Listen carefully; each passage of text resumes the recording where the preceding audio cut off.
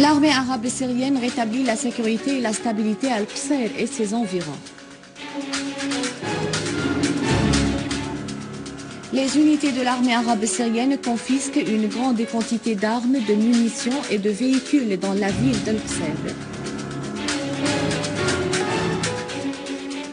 Les manifestations en Turquie prennent de l'ampleur et réclament le renversement du gouvernement fasciste de Erdogan.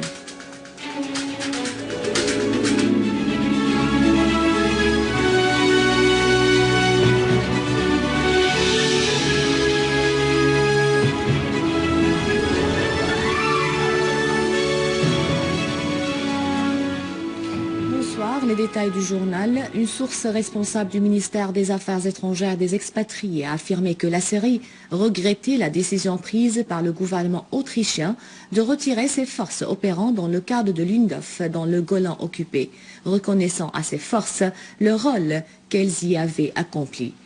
La source a ajouté que la Syrie a accueilli favorablement la déclaration du président russe Vladimir Poutine sur la disposition de son pays à envoyer des forces russes pour remplacer les forces autrichiennes, assurant que la Syrie est prête à une coopération entière avec les forces russes. Rappelons que le président russe Vladimir Poutine avait exprimé la disposition de son pays à envoyer des forces russes pour remplacer le contingent autrichien œuvrant dans le cadre de l'UNDOF en cas d'une demande dans ce sens des Nations Unies.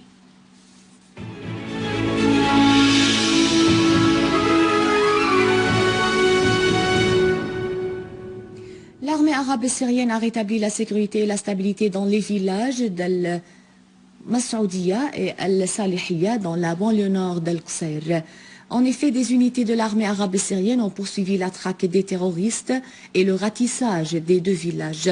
Les services techniques œuvrent parallèlement en vue de désamorcer des engins explosifs plantés par les terroristes dans divers endroits d'Al-Mas'oudiya et Al-Salihiyya. D'autre part, l'armée syrienne traque les groupes terroristes armés qui avaient pris la fuite vers le village d'Al-Bouaïda Sharqiya dans la banlieue de Homs, a indiqué une source militaire faisant savoir que des unités spéciales ratissent les fermes d'Al-Husayniya et Al-Damina, Al-Bouaïda Sharqiya. La source a ajouté que l'une des unités de l'armée avait détruit les armes et les munitions que les terroristes transportaient dans un bateau depuis le barrage d'Al-Restan vers Al-Houla et la localité de Har Benefassou, alors que d'autres unités avaient ciblé des rassemblements des terroristes dans Al-Hassan et Houch et Telbissa, près de l'hôtel d'Ediman Palmyre dans la banlieue de Homs, liquidant ou blessant nombre de terroristes.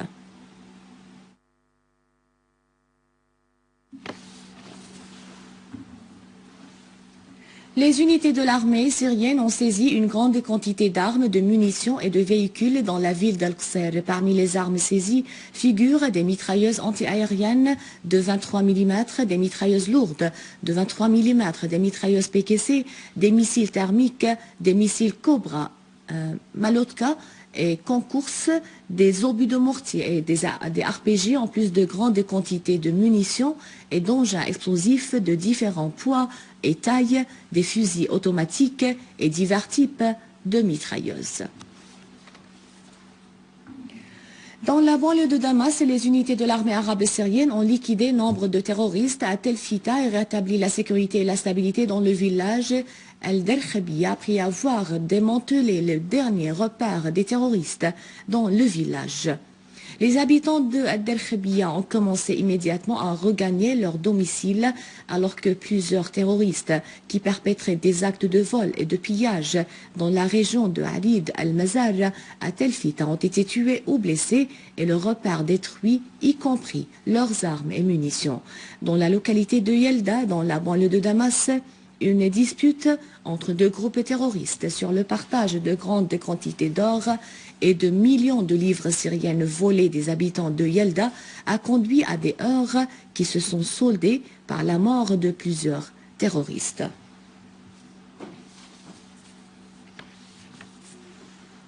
Les unités de génie ont désamorcé plusieurs engins explosifs improvisés sur la route Damas al-Qunaitira, placés par des groupes terroristes pour cibler les citoyens et les passagers sur cette route. À Alep, l'armée arabe syrienne poursuit ses opérations pour rétablir la sécurité et la stabilité dans plusieurs localités au sud de la ville. Un reportage a été filmé dans des villages de Saqlaya, Al-Zahabiya et Harbil, près du secteur de Sheikh Saïd. Les journalistes ont enregistré des témoignages accordés par de nombreux citoyens qui ont subi des exactions des groupes terroristes affiliés à Al-Qaïda. À Homs, des terroristes ont fait exploser une voiture piégée dans le quartier Al-Adawiya. L'attentat a eu lieu devant le couvent du Saint-Sauveur qui abrite des dizaines de familles déplacées par les groupes terroristes armés. L'attaque terroriste a fait 7 victimes et de nombreux blessés parmi les civils et causé de graves dégâts matériels dans les voitures et les infrastructures.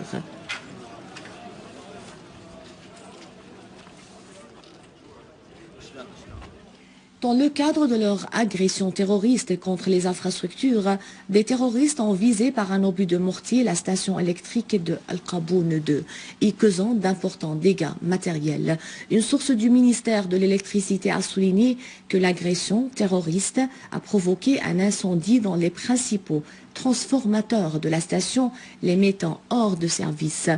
La source a ajouté que les chantiers de réparation et de maintenance s'étaient mis immédiatement à réparer les pannes dans la station et en même temps à assurer un substitut pour alimenter le nord-est de la capitale en attendant la fin des réparations et le remplacement des transformateurs endommagés.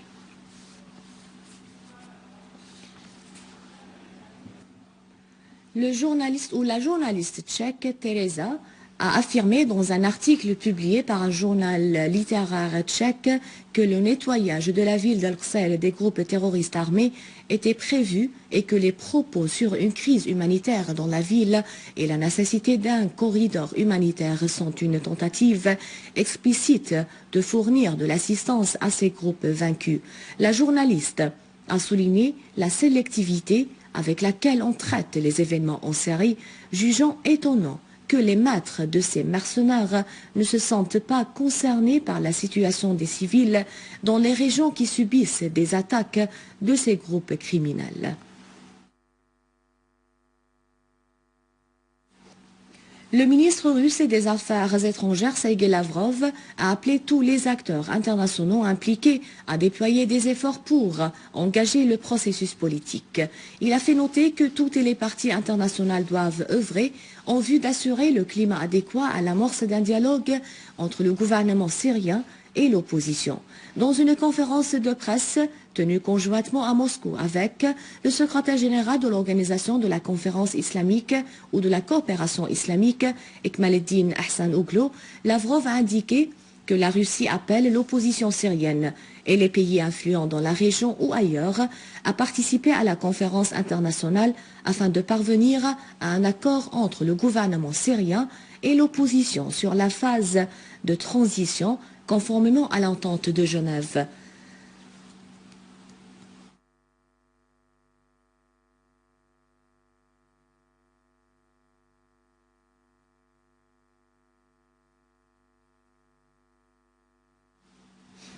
En Turquie, les manifestants turcs envahissent la place Taksim sous les sons de la musique et des slogans antigouvernementaux, défiant ainsi l'appel de Erdogan d'arrêter les protestations.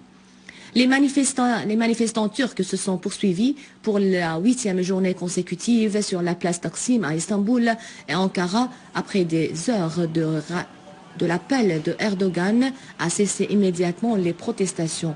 À l'issue de sa visite en Tunisie, Erdogan a rejeté dans un langage de discrimination les demandes des manifestants en soulignant la poursuite de l'application du projet immobilier sur la place Taksim qui a constitué l'étincelle qui a déclenché des protestations et qui a révélé le fossé entre le peuple turc et le gouvernement de la justice et du développement.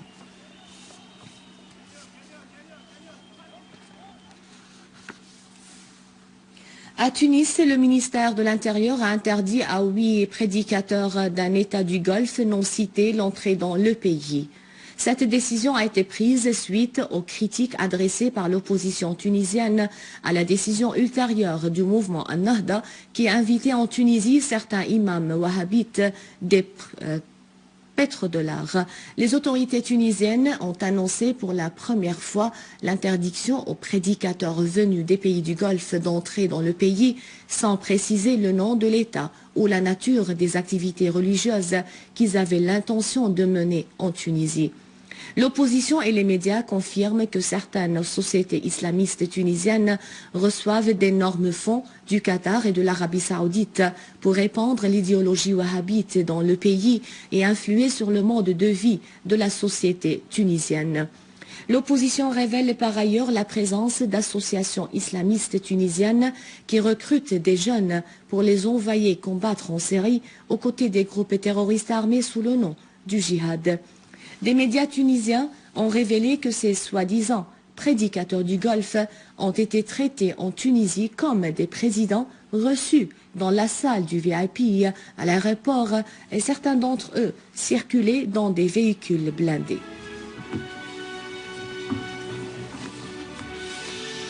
À la fin du journal, un rappel des titres. L'armée arabe syrienne rétablit la sécurité et la stabilité à Al-Qusayr et ses environs. Les unités de l'armée arabe syrienne confisquent une grande quantité d'armes, de munitions et de véhicules dans la ville d'Al-Qusayr. Les manifestations en Turquie prennent de l'ampleur et réclament le renversement du gouvernement Erdogan. C'est la fin du journal. Merci de l'avoir suivi. À rappeler, veuillez visiter le site internet syriaonline.sy pour revoir ce journal et davantage d'informations. Merci de votre fidélité. Au revoir.